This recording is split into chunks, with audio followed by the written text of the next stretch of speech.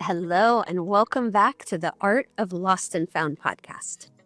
Today, I'm thrilled to introduce you to somebody who really embodies what it means to live a life of connection, creativity, and intentional design. Meet Kevin Whalen, a self-described social engineer with an extraordinary ability to bring people together and inspire transformation. Whether through his entrepreneurial ventures, community building projects, or unique approach to life here in Sevilla, Spain. Kevin has been nicknamed by several of his friends as the mayor of Seville, and he has for good reason. He's the guy who knows everyone. He connects dots effortlessly and creates spaces where meaningful relationships and epic collaborations can thrive. But his journey to this role has not been a straight line. From a transformative first trip to Burning Man, where he discovered the power of being seen and valued in community, to creating his own version of that spirit here in Spain. Kevin has spent decades designing a life centered around joy, curiosity, and community. In this episode, we explore Kevin's incredible story, how he overcame insecurity and a lack of clarity about his talents to build a life that's both deeply fulfilling and impactful. He shares how his serendipitous connections that he made at Burning Man transformed his perspective on what he had to offer and how he could contribute in this world. We also dive into his unique ability to see and to nurture potential in others, a skill that has shaped his work in education, entrepreneurship, and now as a leader in an international study abroad program.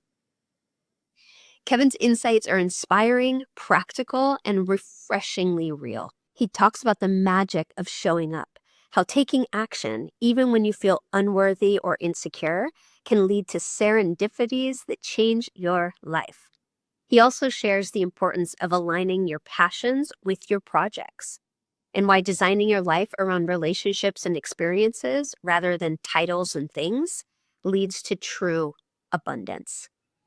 If you ever feel stuck, unsure of your next steps, or overwhelmed by the idea of creating a life that aligns with your values, then Kevin's story will deeply resonate. He's proof that following your curiosity, embracing your uniqueness, and building a community of like-minded people can lead to extraordinary possibilities. Get ready for a conversation that's equal parts inspiring and practical. Now let's dive in. Welcome to the Art of Lost and Found podcast. I am so excited to have Kevin Whalen on the podcast today. Thank you so much for being here, Kevin. It's a pleasure. So I invited you on the podcast in particular because you are a very interesting, unique combination of a person. You live in Sevilla with me in the south of Spain, and you are, just as American as I am, maybe even more so, but you are deeply embedded in community and just knowledge here in Spain, so much so that some of our mutual friends even call you the mayor of Sevilla. You know everybody. That's very funny. If anyone has a problem, you immediately have someone who can help fix it. You're involved in the international expat community, but also you have this really rich, really deep, really vibrant, creative community here in Spain as well. You're also very entrepreneurial, yet you have managed to work successfully with and for other people, which is always an interesting find when somebody who has that big ideas, lots of creativity, quick to take action, a bias towards action, to be in a container of a business that's not yours necessarily and still be able to thrive in that environment is not that common.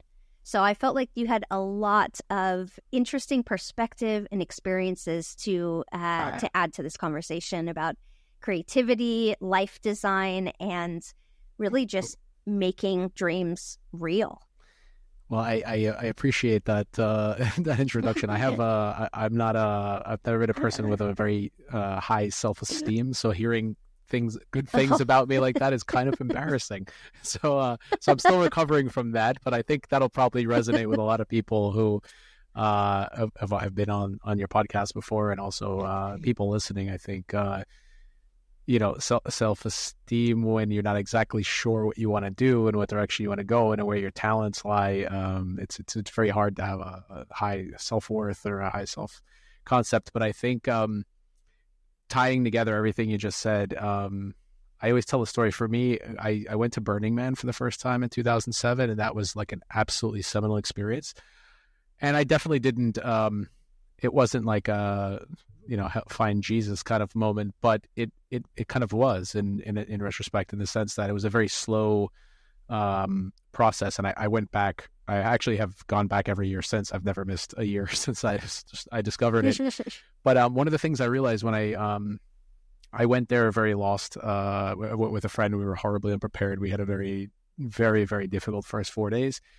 And in an unbelievable set of terrible circumstances, I happened to meet the founder of the camp that I would end up with, just totally randomly having a conversation at a bar. And I wound up getting included in this camp. They kind of like took me in for the last 3 days of Burning Man. I had the best time, and they asked me to come back the next year and actually form part of the project and help build and etc. And I considered, like, again, self-esteem, right? I didn't really have any self-esteem. I didn't feel like I had any particular talents that would help the project in any way. I figured I can work. That's what I can do, right? I love this. I want to help. I can work really hard, and that's about it, right? Like I told them, this is a camp full of engineers, et cetera, and people whose skills were applied directly to actually building something in the desert that, worked. And I didn't have very much to contribute to that. So I said, I was a communications major. I like history. I was like, if you need me to lift things, I can do that, right? So I was doing that for a few years. I wound up taking over within our project. We do this whole sort of mojito bar thing that requires a lot of organization in terms of people and resources and keeping things together in the middle of those conditions. Now I'm taking over that project, and because I was involved from the inside, sort of in the core of the camp, I wound up learning a lot of things. And for me, it was almost like doing a master's degree. Like I just wound up learning from very, very successful people to kind of how to project manage and how to handle a lot of different situations that I felt like were amazing gifts afterwards. And I still never felt like I was particularly important in any way until years later, the head of our camp, who's literally like a VP at Apple, is just an incredibly successful person. We were sitting around talking, and he surprised me with this thing and gave me kind of like a recognition in front of the camp. And he said, there's all these things that go around in here and these projects and this, whatever, but I just want to recognize Kevin's contribution because he's our social engineer. And it was the first time, like, I was overwhelmed. I felt like crying, but at the same time, it was like this guy saw my talent, and I didn't even know, like, forget about putting a name on it. I didn't even know that was my talent, and I was like, oh, it was literally like mind exploding kind of moment. And I was like, that's it. I've always liked people. Like, I've always just really liked working with people. I love my friend Joe, my best friend, always accuses me of he's like, you're always trying to find people you think would like each other and then put them in contact with each other. That's what you do. That's like, you just wake up and you just think about that all the time. And I'm like, yeah, it's totally true. And that's effortless, right? And so I think going back to what we were talking about before, it's like your motivation, once you kind of clear away some of the brush and stop doing things you think you should be doing and whatever, it's the things that really motivate you are effortless, right? It's all there, right? Mm-hmm. So I remember I actually at that point, I think I changed my LinkedIn title to social engineer. I see it. It's part of my research. Oh, very nice, very nice. Well, yeah, I think it actually, when I look forward to all the things I've done, and I learned, I went and got I did a master's in like an MBA in marketing, and I did a lot of other training and stuff, but that stuff is all surface to me. Like what I really do at my job and in entrepreneurship and everything is all people oriented. It's all about it's all about connecting people and storytelling, and that's it. There's no other secret to it. It's very simple, you know. Yeah. And unbelievably, you can get paid to do that. That is for me what is a miracle. It's almost like if an artist must feel that way when it's like, oh, I can paint and you will pay me for that. Like, you know what I mean? Oh, that's great. You know, I feel that way every day about my job and also about the entrepreneurial projects. Yeah. As you were sharing that story, something clicked for me in terms of what you were saying earlier about the feeling like you have a low sense of self-esteem. Right. I wonder if there's a correlation between people who think so much about other people and other people's experience that the focus is on them rather than the focus on you. Almost this like they're more important than me. Like, do you tend to have more favorable opinions of other people than they do of themselves?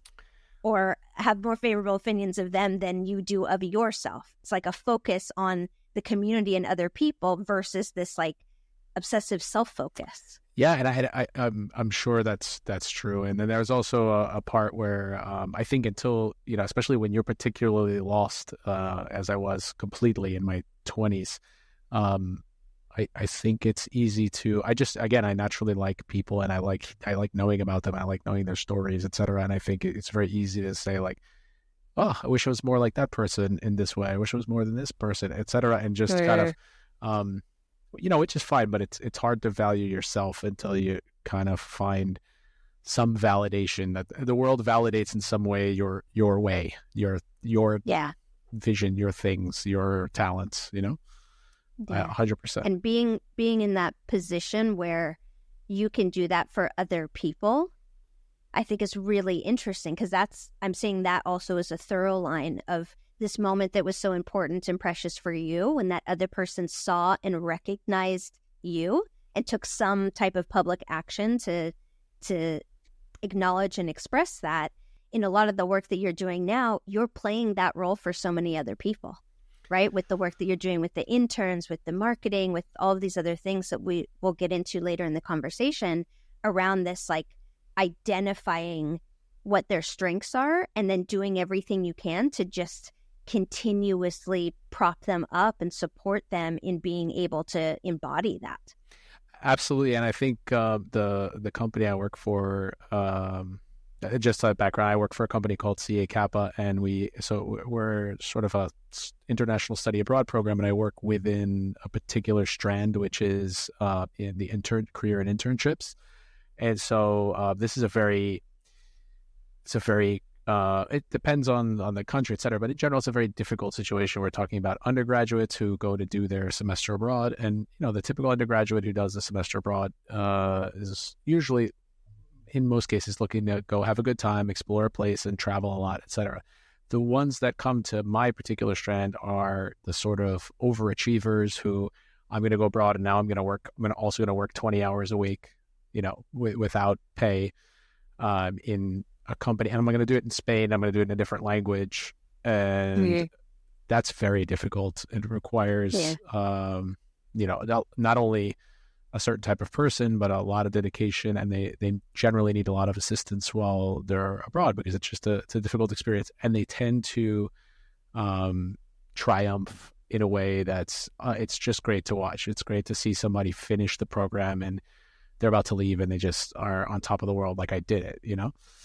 And but going back to what you were saying, what we try to do a lot of, and our discussions are centered around, is the typical student who would apply to a program like that would try to say, for example, I don't know, I work in X, Y, and Z. I want to work in digital marketing, so I want an internship in digital marketing, right? And we keep that in mind, but really what we try to do is look for who is this person, right? Like who is this person who's coming? What are their particular talents, and what are the transferable skills that are going to help them if they decide a year afterwards, digital marketing is really not for me. I'm going to become, I don't know, a priest, literally anything else, and that was a very calculated change we made a few years ago. And I think it's worked out brilliantly. And it's something I've seen throughout my life. I mean, again, if we go back to, I could be working in this or that or something else, but I'm going to be me at the end of the day, right? And there's certain things I like doing, and there's certain things I'm talented at, and that's your core, that's your portfolio of services that you can offer to different fields and everything else. You can always train up in anything and learn how to use a new piece of software or learn how to use some particular tool or system, but your core, who you are, and the talents you have that's really what you want to kind of get in touch with, Yeah. I'm curious how you cultivated that ability, because that's a really unique ability to be able to see somebody, sometimes even see them in ways that they're unable to see themselves, and to be able to communicate that and help create a situation or expose them to an opportunity where they could develop that even further. So I'm curious about your earliest years and your upbringing, because that's not something that you typically learn as an adult, and especially not if that's your motivation rather than a skill that you've developed. So can you share a little bit about your earliest context, and what do we need to understand about that to help us understand you, and particularly this piece of you? I think I've never given that part of my life that much thought, but now upon in that 5 seconds there, I started thinking, wow, I guess if there was something defining about my childhood, I mean, I would tell you that genetically, I think there's some thing at play, because I think both of my parents are pretty social people.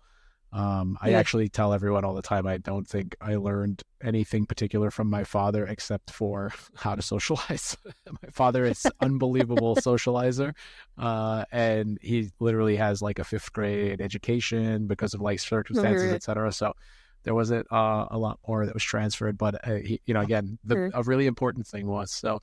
But I also I moved a lot when I was a kid. I think I moved 12 times or something like that. I went to school in a million different places, in and around New York City, but we just changed neighborhood schools so many times that I think it was really difficult. And I think I'm if people see me and assume I'm extremely extroverted, and I am to a degree, but I'm also very shy, and so it's kind of this constant battle, and obviously changing schools and communities and etc. It's just like having to make friends all the time, I think, became a skill of sorts. And and again, just I think generally being interested in like, oh, what are these people doing over there? And I've always just been kind of blown away. Like I just find people fascinating, like how different everyone is. There's this one part of it, I think, that I've heard Tim Ferriss talk about a lot, that there's a part of every person that's fighting some fight that you don't know anything about, and I think that's unbelievably true. And then there's this a whole other part of like, people just surprise you all the time. The software of your mind is making erroneous predictions about people all the time, and the second you get down, it's just it's a very bad predictor. So it's like once you get into conversation with people and really start learning about them, you're like, wow, it's just everyone is completely surprising, right? So I think that moving around was probably a massive one, and also moving around in New York City, so the communities are all really different. It's people from, I mean, my mom, when I was a kid, we went from being relatively lower middle class / poor to my mom earning a lot of money as I started to get older. So I went literally from one extreme to the other, and I lived through kind of all those different communities, and I don't think I ever had a problem relating. I think probably it was harder for me to relate once we moved up, and I went to high school in Westport, Connecticut, which is like very, very like upper class white suburb, and so that was probably the most challenging of all the places I moved, because it was just caught me completely by surprise. But again, I also now feel like when I think back, I don't think any differently about it. It's all part of your past, right? It's not, I don't know. I don't have any fonder feeling. People are people everywhere. They're in a lot of circumstances, and they all have the same problems and the same, the community. Everyone is living the same life experience. So I don't think more positively about any of the groups, and I don't think anybody has it any easier. It's money doesn't solve a lot of the bigger issues. So yeah, I heard something a few weeks ago that was talking about money being an amplifier for what's already there. I like that.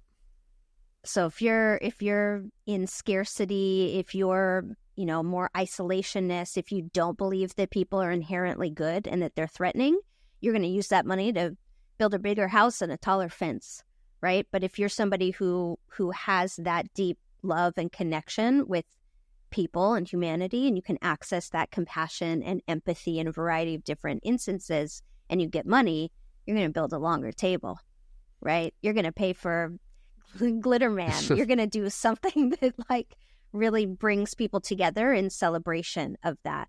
Money is just a tool and a resource, and it will amplify what's already there. Yeah, 100%. And I when I was in my early 20s, I started dating a girl who I spent 7 or 8 years with, and her family to me was one of the greatest forces of sort of rehabilitation in my life, of what a family should be and the values they had and the way they lived. And I just they were an unbelievable inspiration to me, and they were extremely wealthy, and you would never know it.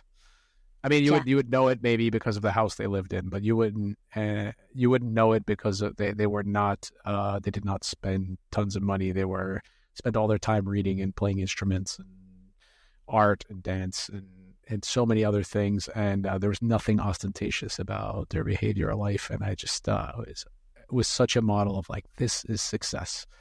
You can, and they would sit down every year, the holidays, and debate what they would give donations every year, the holidays, and so they would sit down, and it was like a family debate. There were 6 kids, right? And they would sit down, and it was have this debate about which things they wanted to take, to look into this year, and what should be the causes for donation, etc. And I just thought this is such a great value system at work here. It's not everybody has what they need, and their enrichment, fulfillment comes from really great cultural things, not from buying stuff, and not from showing off in any way. And then all that excess money was a way to also give back and do really cool things and take care of people and enjoy that, and so I agree with that 100%. And I think everybody has a friend who's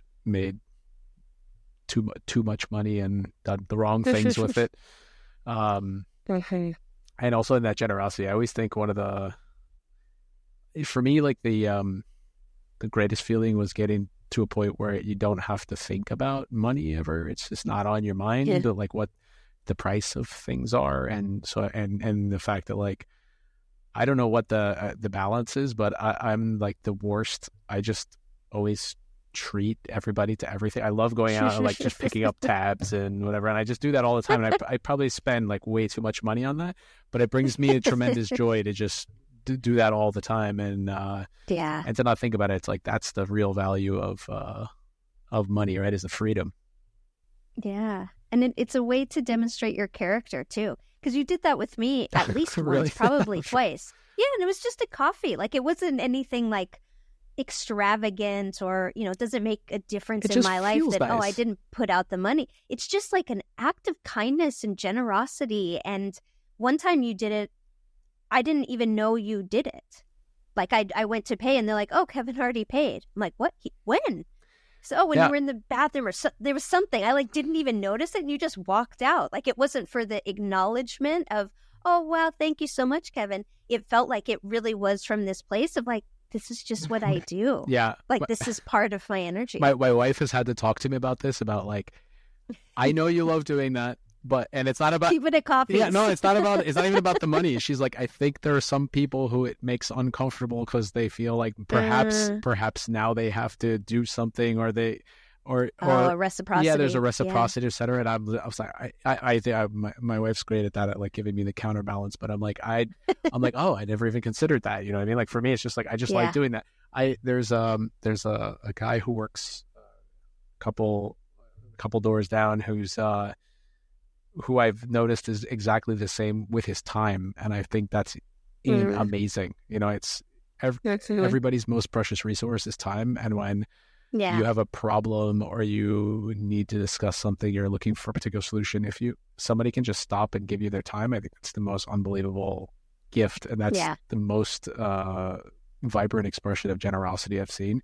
And so I've noticed this lately with him, and I always kind of awes me, like, wow, he's extremely generous. And people always think I'm talking about financially, and I'm like, no, I don't know if he's ever invited me to a coffee or something, but it's just like he will always stop and try to help me solve a problem, you know, and I find that really amazing.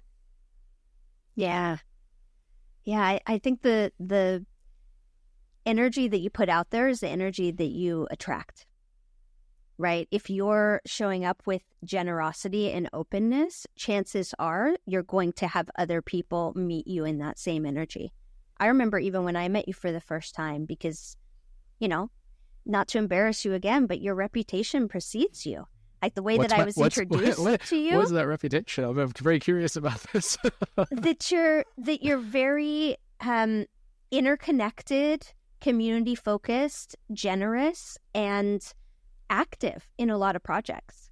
So it was all good, but it made me think, oh, he probably has time scarcity. I wonder what I'm going to be able to offer him that he would be willing to give me time. And I sent you a message, and immediately you're like, yeah, let's have coffee on Wednesday or whatever. Like, it was just you were so generous with your time with me when you didn't even know who I was or what I had to offer or anything. It was just this default openness. Yeah, I don't know. I also really believe in sort of the network of people that you kind of build around. You know, if a friend of yours comes and says, "Oh, you should meet so and so," I was like, "Well, of course I should." You know, there must be a reason for that, right? Trust by association. Yeah, I had the most amazing experience with. There's a journalist here in Sevilla, Julio Muñoz, who's really is probably one of the most famous people in Sevilla. He's extremely well known. Right. He's written like probably 7 or 8 books, and he's written he had written a series of sort of like the funny, humorous detective novels about like 2 Sevillano detectives, and they became really, really famous. And again, this is not like literature. This is sort of like pop culture, funny reading. It's very inside joke around Sevilla, etc. But he got really well known for that. And then he also wrote kind of a more serious novel, and he's written some thrillers, and he's kind of all over the place, but he's on TV. He has a production company, he has a marketing firm. He never stops. At a really high level, he's just had an HBO show. I mean, he's just all over the place. Bueno. And I reached out to him because I had started a company during the pandemic to deliver food, sort of like a Globo or an Uber Eats, but based on Deli, right? Yeah, which was based on the kind of a different model about having workers have fixed salaries, etc. It worked really well during the pandemic. But anyway, he bought food from us once. He ordered something I didn't even know at that time. It was just sort of one random order, and he did this great story on Instagram about it, and our traffic just went through the roof, And I just reached out to him to say thank you. And he said, "Let's have a coffee." And I was like, you have time to have a coffee with me? Like, okay, great. And I went to meet him for coffee. Again, very nervous about just again wasting this guy's time. And it just turned out we hit it off naturally. He's just the nicest, most generous guy with his time, whatever. And then a couple of years after that, we did this in my ice cream business, which is still going. The other project is shut down. That's my favorite. Yes. My favorite too. I eat a lot of ice cream. But we did a project, like we did this thing with an autism group here. So we created like a flavor that if all the proceeds from that flavor went to buy this fan that they needed for their members, etc. And I was talking to him about it through WhatsApp because he's very connected, and he just immediately came. Let's have a coffee. Let's talk about this. So he came. He got super involved in like helping us develop the flavor and what the why and the reasoning for everything, and then he just promoted it to no end, and it was a huge success. I think in 6 weeks we raised all the money for the van, etc. And Wow. I asked him afterwards. I said, like why do you give us all for your time, etc.? There's absolutely no benefit in any way. And he's like, the good guys have to take care of each other.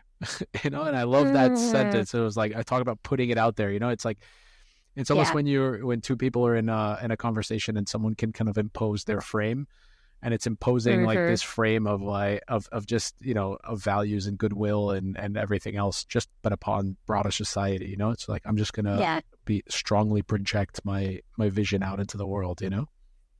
Yeah. So yeah, I love believe that. in that 100%.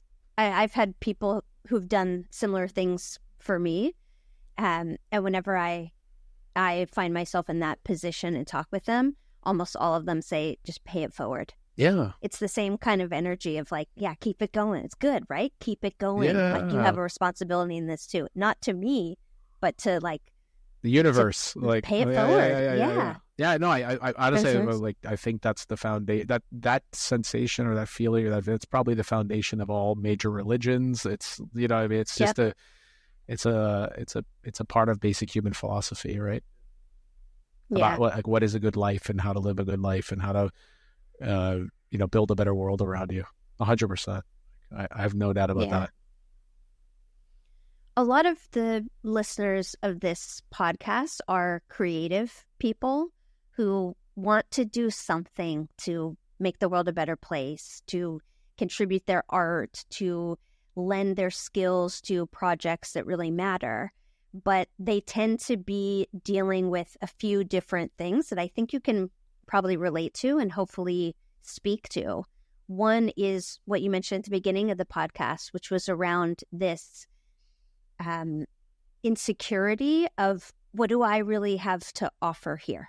Like, I'm new to this space, or I'm unfamiliar with this environment, or I'm not as good as this guy or that gal or whatever in terms of their knowledge base. So that tends to be a big block for people, is that feeling that they're not worthy, or they're not enough, or they don't have something really meaningful to contribute. And then the other piece also is, if they are able to get past that and put themselves out there, how do they make something? How do they get ideas off the ground? How do you find the resources that you need? How do you identify the skill set that you're missing and get that filled? How do you learn the things that you don't already know that are needed to take the idea to the next level? So from your perspective, as somebody who dealt with that insecurity of, I don't know what I really have to contribute, but I'm going to show up anyway. Hey, look, I have a body. I can lift things. Like, you use what you can until you're able to then continuously learn and grow and evolve and identify opportunities for help. And then also, I think you have a lot to say in terms of connecting to the people who are going to help you realize those skills or bring in the resources that you don't have. And I'm curious from your perspective if it matches mine, which is this kind of, if you show up with bravery and a commitment to action and allowing yourself to be in this beginner's mind, that serendipities start happening. Like, the path just reveals itself to you as you are walking it. Like, there's some certain manifestation or synchronicity, or like something starts to kick in if you are able to get over that first hurdle of, I'm going to show up and I'm going to keep showing up even though I feel uncomfortable and insecure or unworthy or inadequate.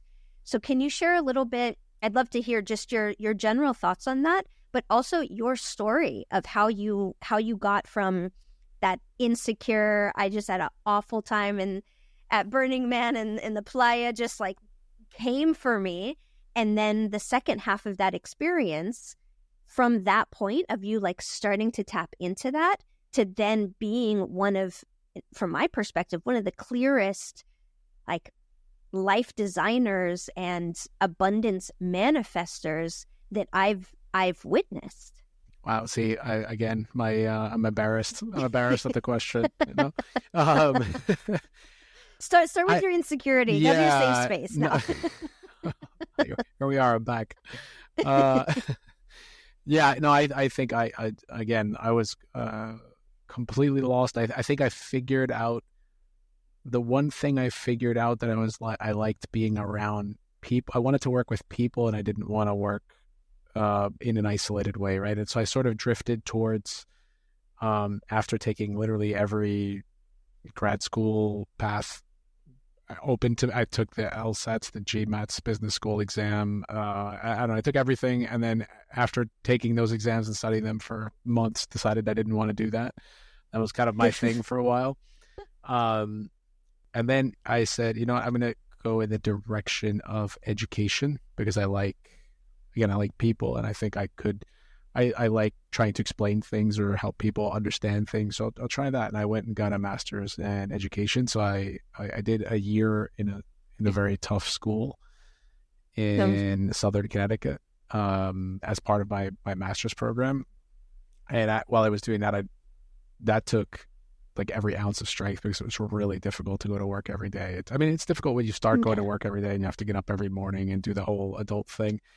But doing it in that environment where, the abuse that you would take every day from groups of students and having to manage classroom discipline in those circumstances was just really difficult. And I kind of was realizing throughout the year, like, I don't think that part of this job is in my skill set. I think there are a lot of things in this job that are in my skill set, but that is one I particularly had to work a lot on and try to learn from other people, etc.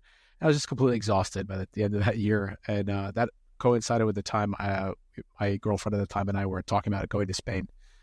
So 2004, we came to Spain. She was supposed to be here. Well, she was here for a semester and I was supposed to just kind of sort of accompany her. I was going to take the time off, learn Spanish, etc. And I just absolutely fell in love with Sevilla when I got here. I didn't expect to like this place like I do. Within a very short time of being here, there was something about it that just felt very right to me in a way that I had never felt right. I felt very at home here, even though I could not speak a word of the language, and I was suffering every day because it was just humiliating, not understanding anybody, not being able to speak. It was 20 years ago. There were very few people here who spoke any English at all. But again, to tie that to your question, I think it's where you're. If you have the motivation, if things start to align where you feel like the challenge doesn't overwhelm you because there's something that you really enjoy about that challenge. When you're working on a challenge you don't like, and you're not aligned, you just can't even bother, right? It's like you just want to get it over with. Whereas with this, for some reason, I also figured out very quickly. I was like, I think I'm not right at the beginning, but as time went on, I was like, I think I'm good at language. I didn't even know that, like it took me like 25 years of my life to learn that I might be good at foreign language, and I like it. Who knew? And that kind of worked out nicely because I had the teaching degree, and I was able to apply for a grant here at Sevilla, and I ended up in the public school system. And so that was great because I had again, for the first time, a steady salary in a place that I loved living in. I was learning the language, so it's just every day was really motivating. I didn't feel like I needed to go anywhere particularly. It did. How old were you around this point? I was 24 when I came here. So I literally in September I'll be here 20 years, which is just wild. Just wild. Congratulations! I had a full head of hair when I got here, so that's how long it's been. But yeah, that wound up. There were certainly other periods of turmoil, like the relationship I had that ended because we had a big difference about that. She wanted to return to the United States, and I tried, and I just couldn't do it. There's something about me that for the first time in my life is happy here. and I need to follow that. I need to stay there. I just can't go back to feeling how I used to feel before I was here. And so I stayed here, and again, I was just kind of on that teaching path. And then as time went on, I started again meeting a lot of people. There was a sort of a community, around sort of sports and work and some other things where I started to feel even more like I actually really lived here, and this was a deep community.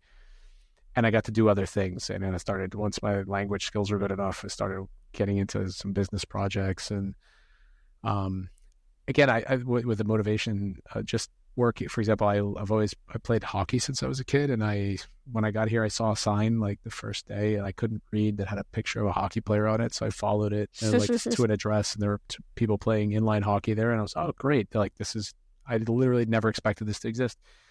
So I started going to practice there twice a week. And then after a while, they were like, well, do you want to coach the team? Because we're looking for somebody to come. Yeah, sure. Whatever. I kind of got very involved in this. And I just think it's funny how these things, like you were saying before, our mutual friend, Ashok, aka Bobby Light, he and I talk a lot about compound interest, about the kind of the compound interest of your interests and motivations. So years later, 10 years after I started playing with this group, and then coaching, and then I became president of the club, and I just kept getting deeper and deeper, more involved. And I got an email one day. There was a newspaper article published about our hockey club and league and whatever, and my picture was in it, and it was like a little write-up about little bio. And like a couple of days later, I got an email from a company, a startup in Sevilla, that was creating a product, a synthetic ice skating surface, etc. This is like, well, we saw this thing, we'd like to talk to you, etc. And I wound up going to not even an interview, just a meeting, just to see what it was all about. And basically, the meeting was like, do you want to work here? Do you want to help us do this? And I was like, oh, this is very interesting. And I was able to kind of transition from education into that job. And then being there, same thing. I started kind of it was very motivating. I was like, this is really cool. I like the mission. The people were really nice. And as we went on, I started realizing, well, this has a very cool application to like the sport I like in very particular ways, but we could do this and that and that. And the CEO of the company was like, yeah, let's go for it. And I had this idea. He let me set up another company in the US. They sent me to grad school and paid for it. They gave me what they wound up at one point giving me like a $500,000 budget to build the company in the way I wanted to build it. It was just a really amazing experience. But it started so little by little. And it was that, again, what you were saying before, the compound interest. It's the Fibonacci sequence, it's just this very, very slow churn that's kind of happening over time. But again, it only happens because you're doing the thing you like doing in the first place. It's very hard to do that when it's just not aligned with you, right? So I think about, again, I would never, when we're talking about creatives, et cetera, like cultural creatives, right? Because like I tend to think, like you were saying before, most people are really creative and don't know it. It's like, if you think about creativity as just solving problems in unique ways, and we tend to leave that word to like culture, right? It's either like painters or artists or dancers or whatever it is.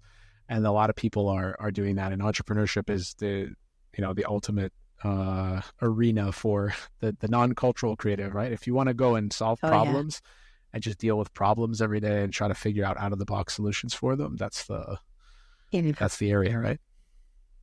Mm-hmm. Yeah. I think that's such an important lesson or takeaway from this conversation also, is just that following where that energy is and continue to invest in the things that get you excited and give you motivation and bring you that energy, right? Because motivation, there's so many different kinds of motivation. There's like that base drive, that vision, that mission, that like, I am so here for this always and forever. Then there's the motivation that waxes and wanes throughout the day. Do I feel like doing this right now? No.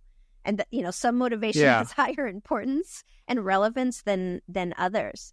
So what would you say has been a big part of your motivation on your journey from that, young little boy who's like, I just like people and this is part of my natural ability, but also it sounds like it was a survival mechanism for you to be able to thrive in all of these new changing environments.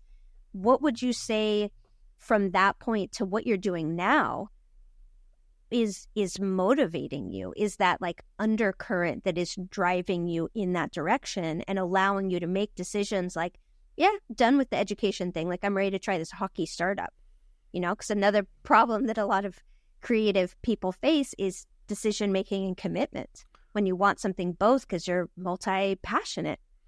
Yeah, I 100%. I think there's so much to say about this. There's certainly a part about there's a security aspect, right? I mean, like, I think everybody wants at a minimum some kind of financial security, right? And I think that I'm reading Scott Galloway's book right now, the Algebra of Wealth, and I find it really, really interesting because I think there's a lot of truth to what he says about how, if we don't have financial security, it's very difficult to have any other kind of security. It's kind of like this low rung on the, on the Maslow pyramid. Yeah. And unfortunately, that is not the message that is popular to give at graduation speeches, et cetera. It's, he says like, it's all about following your passion, et cetera. And he's like, that's great, but you need financial security, right? It's like so if you're... Yeah, mitigates your risk. Yeah, 100%. And also, I mean, a lot of people, I think, you can have a lot of hobbies that are really fulfilling and give you all your creative joy on the side of, and also have some other source of income. They don't necessarily have to be the same thing, right? You don't have to have, your income doesn't need to be derived from the thing, your hobby that you most enjoy, So I think that's a really interesting piece, but there's a challenge piece too, right? It's like I think it's hard to live too long without having a particular challenge, something that really kind of bugs you. Like, I need to figure this thing out. I need to solve this thing. I need to build this thing, right? And at this point, I would say, I think you go from a survival phase of trying to figure out like how do I just make a living and get some kind of semblance of normalcy, and then how do I start building the things that the way I really want them to be, right? So I think for me, jumping from education into business was like, this has a financial upside that I wouldn't get in education. There's a challenge here, and there's a certain there wasn't that much risk in the sense I could always just go back somehow, so I wasn't that worried about the risk. And then I think I started also becoming very greedy about my time and how my time was spent. And one of the things that this company eventually gave me was the ability to work sort of without a schedule and do things as I wanted to. And that to me was like gold. I mean, I just not having to be on a fixed time. And again, I know that's hard. For a lot of people, that's hard. I've worked with students who have a really struggle with that, where it's like they need the fixed time because or else not they get lost. Whereas I felt the opposite. I felt like I like to, like I was saying in our intro, like I like to go have a coffee and then get distracted because I just met somebody new and then speak for them, get to know them for 20 minutes. I'm like, 20 minutes have passed. It's fine. And I'll just go sit down now. But now I'm happy. I'm in the, I'm in the flow and I'm going to work even better now. So I think aligning those things, like figuring out what your true objective is, it's, once you have some kind of financial security, and it's like, what do you want now? And for me, it's always been very clear. I want to build things that I like, that I enjoy, not only I think are valuable, but that I really enjoy building on a daily basis. And some of those are business projects where I really like the product and the people involved or whatever it is. And some of those are cultural projects. And again, it's very funny because again, I'm not, I aside from I love music and I DJ and stuff, but this whole project I've been building around electronic music, etc. There's no profit to it. It's a totally nonprofit. Yeah. But it's just so much fun to watch it happen and have all these great people together. And again, it's probably for me that what my best friend was telling me, 25 years ago, like you really like connecting people that you think will like each other and get along and contribute to each other. And it's doing that on a kind of a bigger scale right? Instead of doing Yeah. it at 1-to-1, now it's like, well, let's put these 75 people together at once, or these 150 people together at once, see what happens. So Yeah. that's really, really motivating. And I would say that drives me more even than the music part. Like, I love the music part, but it's kind of the social experiment that I find really motivating. Yeah.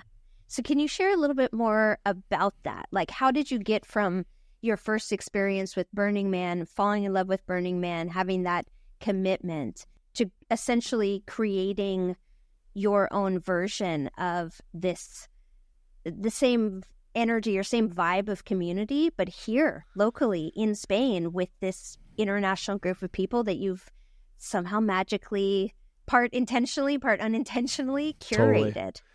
I think, a part of it, there's I always try to look at the what are the core sort of values that are built around something. There's part of it that's pure fun, right? I mean, there's some people that decide that after they're 25 or 30, they don't need fun anymore, or they just get old, and that's, I don't know, I have a family now, and I've just never felt that way. I've felt like fun is an absolutely necessary part of my life. I don't need to have fun like this every weekend, but I need to have something on the calendar to look forward to, or that's going to be an all-nighter, that's going to be super fun. It's a place with no time and with no normal boundaries. It's sort of a liminal space in the calendar. And so I, happened to some of my friends that I made along the way, who I also brought to Burning Man. I think we all shared that, and we started kind of fantasizing about being able to do that somehow here. And so we started doing these kind of get-togethers every once in a while, but it would be, it was embarrassing. It was like 15 people or something, you know what I mean? Because, again, fun is one Hey, part of that's it. how Burning Man started. Yeah, that's true. 15 people in Baker Beach or something. Yeah.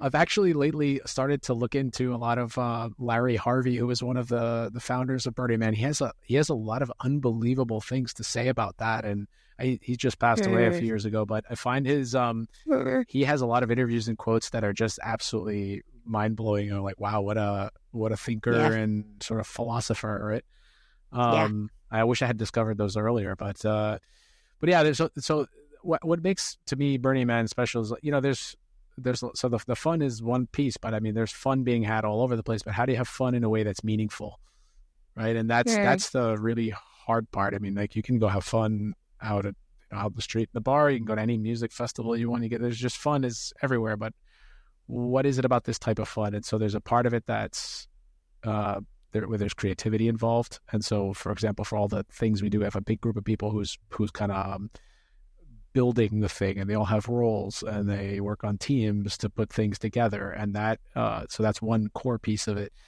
The other piece of it is the values those people share. So there's like an open-mindedness, a willingness to connect with other people and connect on a higher level beyond just a simple conversation. I find that very funny, because one of the side effects of that is people rarely know each other's last names or what people do, because it doesn't matter, right? And you get to kind of experience people in their essence. And it's a friend of mine so who refreshing. Yeah, 100%.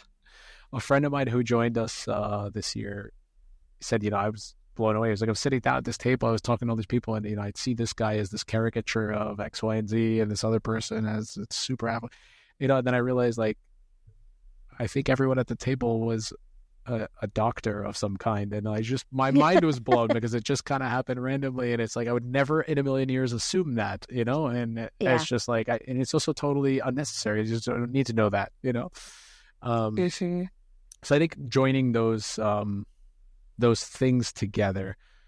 Now, again, I think a lot of people might not be interested in that anyway. It's like, well, I want to have fun. I don't want to do any work, right? So finding the people, it's like, no, I want to participate in this. I want to help build it somehow, or help manage it, or care for it. And there's obviously the creative angle, and then this social piece of wanting to connect with more people, again, who I think the greatest common denominator among them are people who want to improve somehow. It doesn't have to be an obsessive self-improvement. You don't need to be sitting at home reading self-improvement books, but just thinking about like people who naturally just see that they could do it, they could learn new things, and the world could exactly and grow, and that perhaps we could, as a group of people or as a society, do things better. So I think if you start from that place, that's probably a pretty common, probably the single greatest common denominator among that group of people. So yeah, it's been really fun to just kind of let it grow over time and see all these people get involved. I get really excited, and it's like awesome to see people come and discover it, and you're like, what is this? Like, how did this happen? It's just, well, very slowly, again, compound interest, right? Like, it's like so it's a very, very, very slow Fibonacci there, 2, 3, 5, 8, just slow boil, right? So again, and that's a project again where there's no end goal. It's just to do it, just to keep doing it. And if it grows bigger, it grows bigger, but there's no objective. We're not sitting here putting any KPIs on the horizon here, Yeah. It's Are you familiar with the concept of finite and infinite games? Simon Sinek recently wrote a book about it that was based on the original book that I think was in the 80s or 90s. Yeah, I vaguely, because I did come across this at one point, but it would be interesting. Would you mind refreshing me on that? Yeah. So the concept of finite and infinite games is that life itself is a finite game, right? Like there is an end, but the things that actually tend to make life worth living are infinite games. A finite game is when you know the rules, you know the players, there's a winner and there's a loser. It's really clear and structured, right? Like chess or whatever. Like that's a finite game, and it only lasts a certain period of time. But people don't live for chess, right? People live for relationships, a marriage. Like you don't win marriage.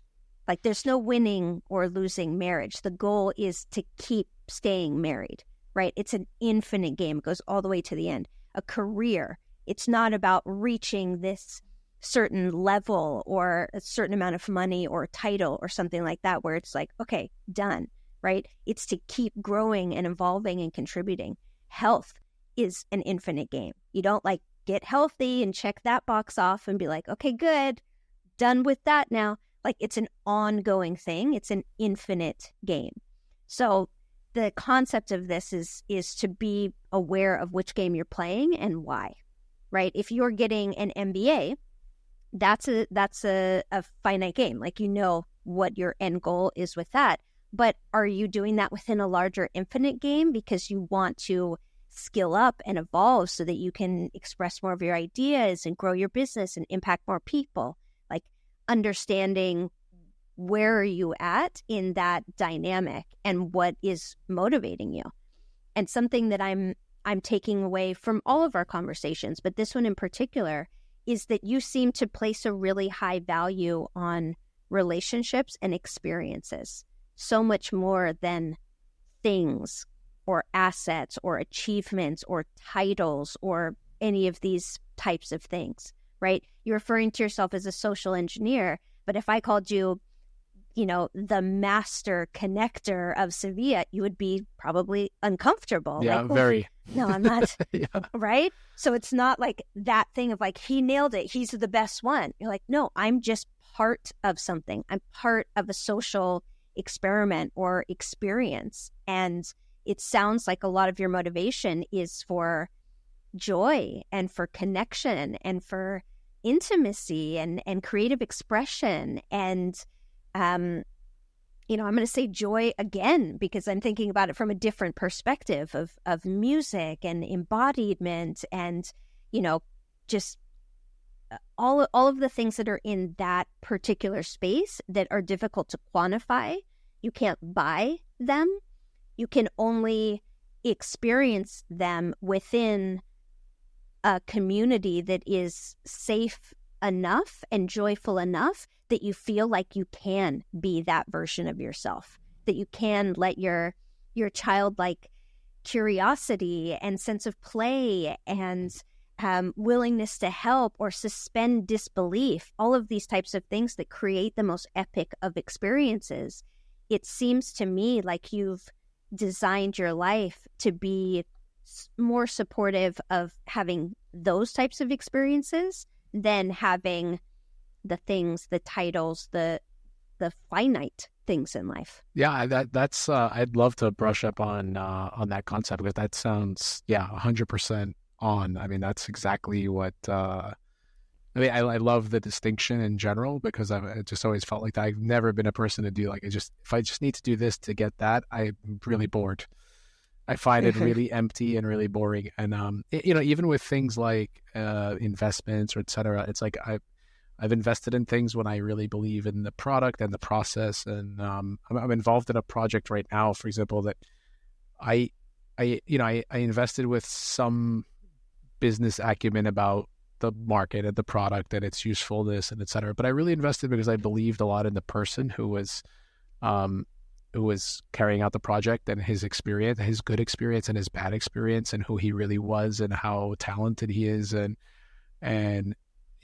sort of globally, the whole thing felt good. And now that's going really well, and I'm just really enjoying it. But again, I know that will bring some financial benefit at some point, but that's almost the least interesting part. It's like, that is great. I'm glad that will happen. And again, I think things can always go off the rails, as I've learned, but everything looks really great, and it's something that over time should be a contributor to my family's finances. That's great. That's gonna, that's always gonna contribute to sort of that sense of security that we talked about before, right? Just having your basic economics sorted out. But it's the whole process and the day to day, and I think about that a lot with when you're invested in a project. So it's like there are a lot of people who are looking for the out, right? They're looking for the what's the what's the exit? What does the exit look like? And it's like, well, what happens after the exit? You know what I mean? Like, okay, so tomorrow this project's over, and now I have X amount more money in the bank. It's like, I'm gonna miss the project, in this case. So I'd like to be in projects like that I want to continue to be involved with over time. I'm definitely never looking for the in and the out that way. And again, just because I think I really liked reading Nassim Taleb's work on sort of anti-fragility, his idea about anti-fragility, et cetera. And I apply it again to my realm, which I think is way outside of his, but it's like there's an anti-fragility too to having all these overlapping projects that you really enjoy, et cetera. Because again, if any of those go down, it's not sinking the entire ship. It's like there's so much to be joyful and happy for and motivated about on a daily basis. You don't have it all your eggs in one basket, right? You mentioned the thing about titles, et cetera, whatever. And I just find that, being in certain places like a Burning Man or something like that, and seeing that you can have these kind of, sitting there and seeing the scale of everything in the mountains in the background. And you just have these kind of moments of realizing how absolutely small and meaningless you are in the vast universe, that it just feels completely ridiculous to have any kind of arrogance at all. It's just like, how can you look at the Grand Canyon and then have some kind of arrogance about your importance in the universe? Your importance is always in relation to the other people you have around you. You know what I mean? And so I've never had any sort of desire for even that title. The friends around the neighborhood always saying, like, the mayor. I've come to get a kick out of that one, and it's funny and I enjoy it, etc. But when it gets anywhere past that, I get a little uncomfortable. Or like, that's enough. I just don't need the. Again, the titles always feel like undeserved and again not really important, and not what I'm all about. So and it sounds like the hierarchical inclination is not something that you seem to be drawn to.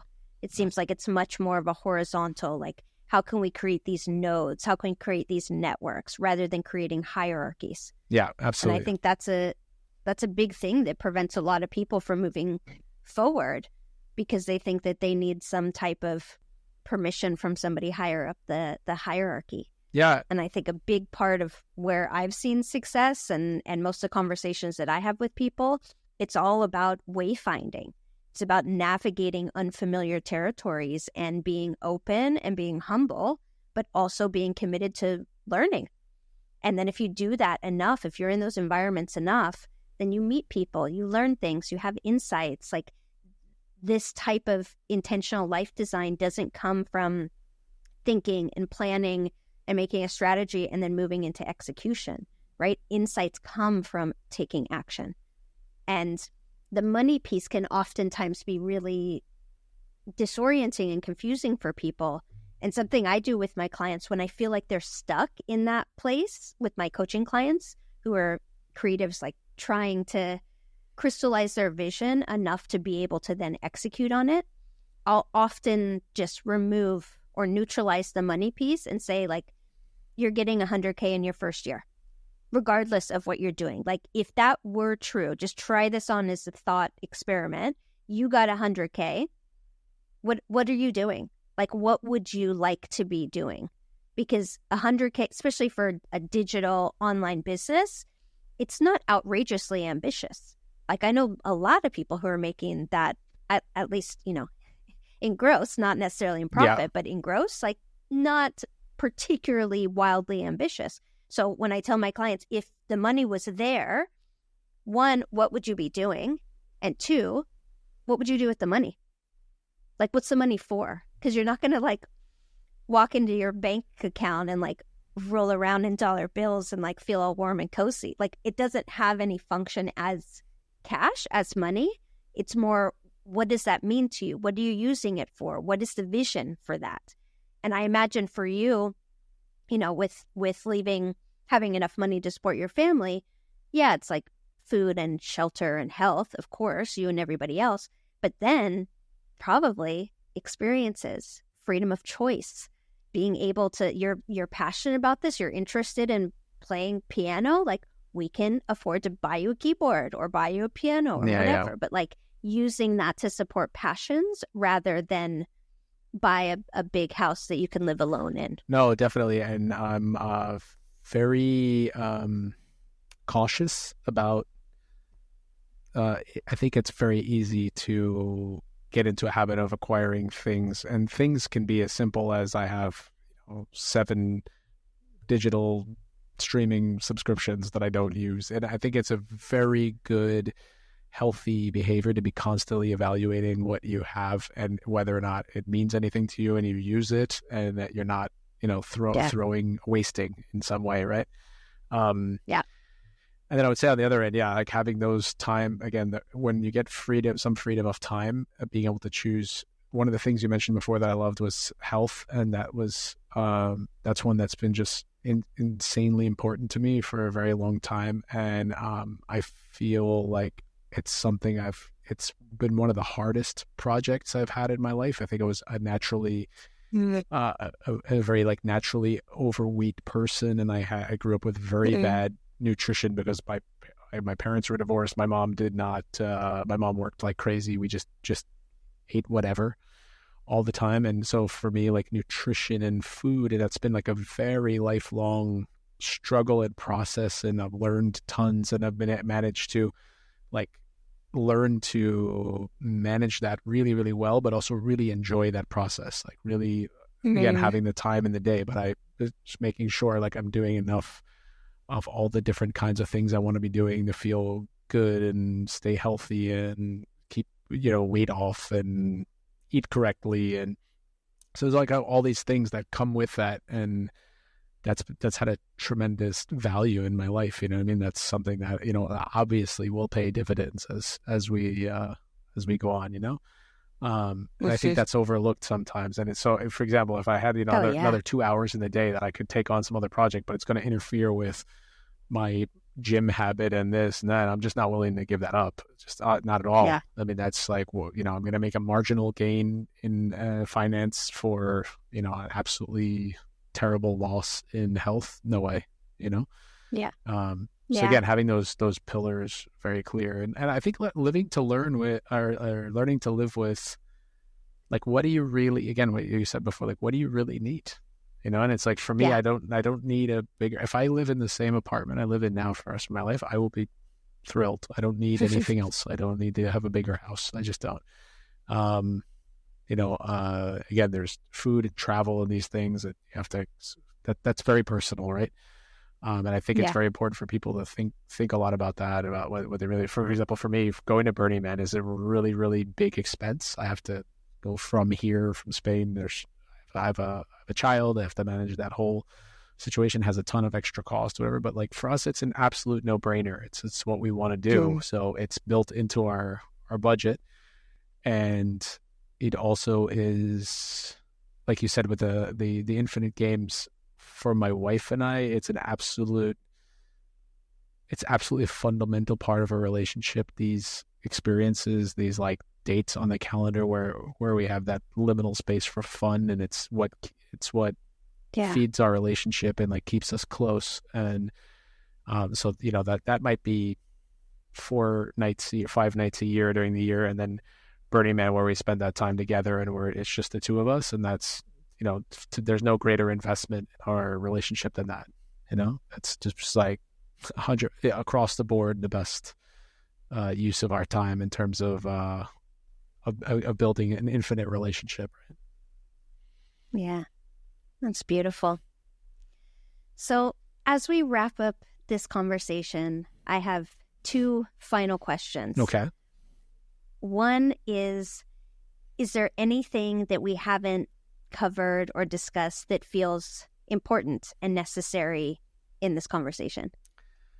I think if we hadn't mentioned the health part, because I define health so broadly, and health, this health has exercise, it has nutrition. Health for you might be reading, it might be alone time, it might be social time. It's really having a clear idea of your own health. So yeah, I would double down on that, on really what makes you a healthy person. Mm-hmm. Yeah. And then the final question is, if you could speak to that super lost, disoriented, overwhelmed 20-something Kevin on the playa, or in that period of your life, what would you say to him? It's funny. I remember when my girlfriend and I, the one that I came to Spain with, where we were breaking up and we were having this whole difference of where to live and everything else. And for me, it was such a painful experience to separate from her and her family, particularly with how important they were in my life. And it felt like I was really going to get lost now, and Mm-hmm. and I remember her parting words of saying, don't worry, everything's going to be fine. I know you're going to be a very successful person. Like, I just know it. I have no doubt. And it was really comforting to me at the time. I didn't believe it, but it was really comforting at the time. So I think there's a part of that, like, things, like, keep going, things will work out. But I would go back to what you mentioned before about grit, etc. It's like, get to work, get to work, like, start doing something. Like, don't sit around and think anymore and ponder Mm-hmm. and question. It's like, you can do those things while you're working, but get to work and do something, because when you start doing something, you get, financial security, you get, you have, your mind is occupied, and you start figuring out what you like and what you don't like. And you start really making decisions. It's the decisions aren't made while you're sitting on a beach, watching the waves. Not that those times are, they have their value, etc. But I think really doing something, it's action is the key. So I think I would probably tell myself that, like, keep the crying to a minimum, and let's get a job, son. That's what it's like. The Feel your feelings and then get a job. No? It's reminded me of The Big Lebowski or something. Like, do you have a job? But yeah, 100%. It's you have to action. It's the only way forward. It's you can do. I always tell my students, it's okay to do the wrong thing. You can do the wrong thing, or you can do the wrong internship. You take the wrong job. It's the best starting point to know what the next step Okay. is. It's like you would never Yeah. have known that if you didn't do it. So, start somewhere. Yeah. That's the concept of life design. It's like get started and iterate and refine as you move forward. And remember that this is not the last decision you get to make about what you want your life to look like. This is the Yeah. first of many. Yeah. Start somewhere and then make more decisions from there. My friend, at a much later, like probably my fifth or sixth birthday, man, I brought one of my best friends, and I was having a moment with him. We were walking across the desert at night or something, and I was telling him I was feeling a little bit lost about, I was in education, but I wasn't sure and whatever. And he put his arm around me. He's a very like confident person who's always it's one of those like North Star type people, always just kind of knows. Yeah. So I'm a master of the universe. And he just put his arm around me. He's like, "We're young, man. You're in your first career." And I was like, "Well, first career? I'm gonna have more than one." Yeah. And that idea was totally alien to me at the time. Yeah. And then when you and I met the first time, and you were telling me, I had not even heard of this concept of lifestyle design, but I feel like that was for me later on, that was the biggest driver. It's like this career, that thing. It's like how do you want to live? Again, go back to that maxim of like time is your most precious resource. How do you want to live? What do you want the day to look like, or the year to look like? Yep. Yeah. And what's the experience you want to have? I mean, I work primarily with entrepreneurs, but I refer to myself as a life first business coach. Like, what do you want the experience of your life to be? And then can we design a business with a business model that is supportive of that, with values and messaging and visuals that feel in alignment with that vision? Because, you can go make a business and make money online, like can sell widgets or drop ship your heart out or whatever. Like making money online is not that hard or complicated. It's more, how do I do something that is going to give me enough money to fund a life that I really enjoy living? Like that's a totally different concept. And that's where I'm at. It's like, let's start with the life. What's the experience you want to have? What are your values? What lights you up? What gives you energy? What fuels that motivation? And then, okay, let's look at all the different ways that we can channel that into something that's going to give you the financial security and resources you need to be able to live that life you envision. I remember one of the classic, actually, now that I think about it, that girlfriend's mother, when the last time I left their house, gave me as a gift Viktor Frankl's book, Man's Search for Meaning. And I remember it's one of the few books I've reread in my life because I just found it's very simple, right? It's like it's not a ton of philosophy, but it's just basically meaning is everything, right? It's like if you're not doing something that gives you meaning, and there's a character I've met here, Harry, who describes himself as a portfolio career. Like he does a lot of different things, right? And I thought that was also for me a part of the formula is like that meaning doesn't need to come only from your work, and it can be built as a composite. And I think I derive my meaning again from I like my work and I like my businesses and I like my family and my free time and the place I live, and it's like it all comes together in this very comprehensive nucleus of meaning, So I think that's a really big part as you move forward, is like where do you feel like you're drawn, the meaning is coming from? Thank you so much. My pleasure. Sharing your story and your insights, and you've had such a rich, interesting, colorful wayfinding experience. And you're one of those people that I don't know what iteration of your career you're in right now, or what version you're in, but I feel like I know it's not the last one. And that's part of why I wanted to invite you to share your story and your perspective, because it's unique to see somebody constantly learning and evolving and growing and not being so attached to these external things, but being so committed and so motivated by something more intrinsic and experiential, and then seeing how you create the composite of what your schedule looks like, where your life funding sources come from, and not putting the entirety of your identity on one specific, channel or one thing, but instead really being able to blend and weave it all together in a way that's dynamic and expressive and creative and liberating. I think that you're offering a model and serve as inspiration for a lot of people who thought they had to just pick and choose and double down and go hard and like white knuckle it, instead of really allowing the quality of the experience of their life to be an important factor in their building of it. I think there's a moment I remember I hurt my back playing hockey when I was about 30, and the doctor who treated me told me I was the tightest person he'd ever seen in his life, and then I needed to do something to become more limber. So I went to my first ever yoga class, which I think is also great. Like going discomforts are great, right? Like pushing yourself into some kind of things that attract you but might be slightly discomforting. It's fun to push yourself into those areas. So yoga was something I probably had because kind of curiosity about, but I definitely was not going to take the plunge, and this drove me to finally do it. And I just had the greatest experience with this teacher. It's actually the studio where that I would then meet my wife afterwards too, which is hilarious. Mm-hmm. But in that experience, I spent months trying to like eagerly, aggressively stretch myself to get better. And she finally had to come, and she had been trying to correct me and help me the whole time. And I don't think I was listening.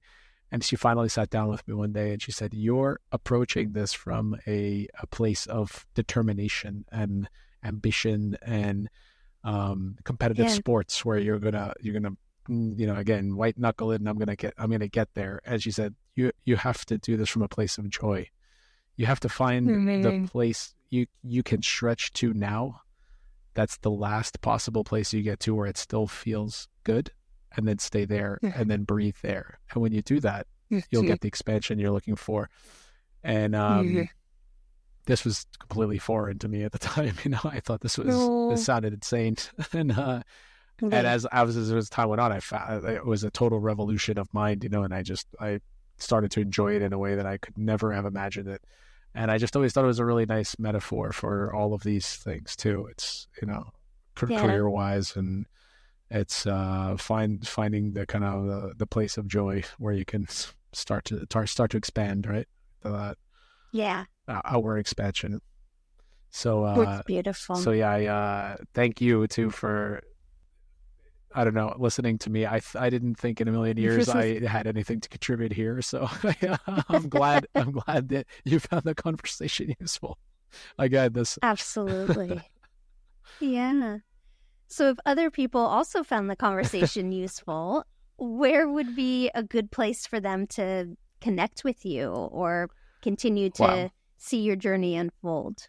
Wow, I don't even. I guess I do use minimal social media, but I don't really. If you're an in real life kind of guy. Totally. I tell all my ex-students too. I give them. They always connect with me by email. So if anybody wants to reach out to me for whatever, like a recommendation letter or anything like that in the future, just write me an email. And I think that's probably the best method, because I don't really keep an online presence around anything. I mean, as a personal matter, but I don't do it elsewhere. So I'm totally happy to discuss anything with anybody. As you mentioned before, I love meeting new people. So email. That's the way. Well, and I'll see you soon for a coffee, I assume. Yes, please. Let's do it. Thanks, Kevin. You're welcome. Thank you so much for listening to today's episode of the Art of Lost and Found podcast. I hope that you are feeling inspired and empowered to go forth and explore your curiosity and creativity. As always, you can head over to www.brookeeston.com/podcast. Thank you so much, and looking forward to seeing you in the next episode.